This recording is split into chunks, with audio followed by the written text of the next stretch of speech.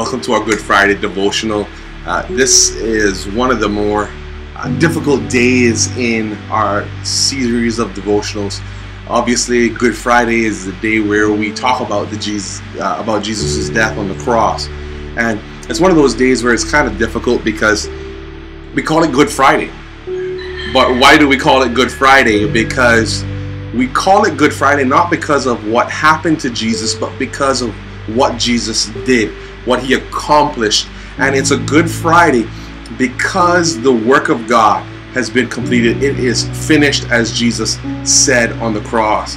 And so for many of us, as we look back at the crucifixion, as we look back at the things that were done to Jesus on that day, none of those things were good, and none of those things are celebrated. What is celebrated is what Jesus did, what Jesus accomplished, and the purpose and the task that he set out to do was finished, as he said.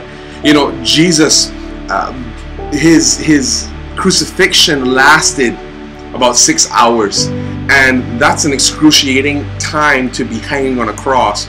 But one of the things about crucifixion that you may not know is that crucifixion actually lasted for days, not hours.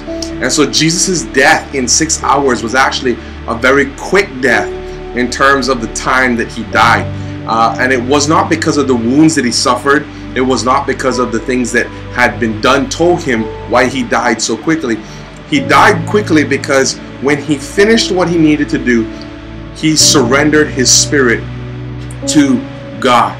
And that's actually his last words. His last words in Luke 23:46 are, "Into your hands, Father, into your hands I commit my spirit." When we read Luke 23:34, his first words were, "Father, forgive them, for they don't know what they're doing."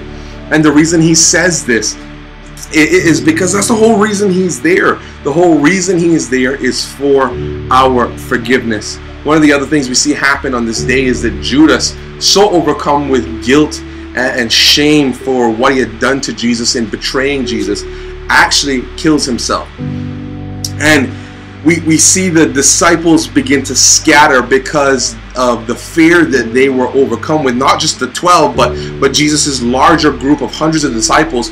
They scatter and they run away because they're afraid of what is going to happen and what's going to take place. If they kill Jesus, will they get us too? And I want to challenge you today to not be afraid. I want to challenge you today to remember what Jesus did for you at the cross. He already said it is finished. He already said it is over. And today I want to challenge you to reflect, to pause and reflect. You can read about the crucifixion of Jesus in Matthew chapter 27, in Mark chapter 15, in Luke chapter 22 and 23, and in John chapter 18 and 19. You can read about what happened on Good Friday in those chapters, and I encourage you to do so. And as you do so, let that transform your heart.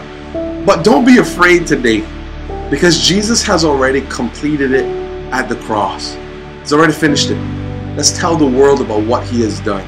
And it's already been the most transformational message in all of human history. Let's let it continue to change lives as it has changed our lives. So God bless you, and I'll see you tomorrow for our Holy Saturday devotional.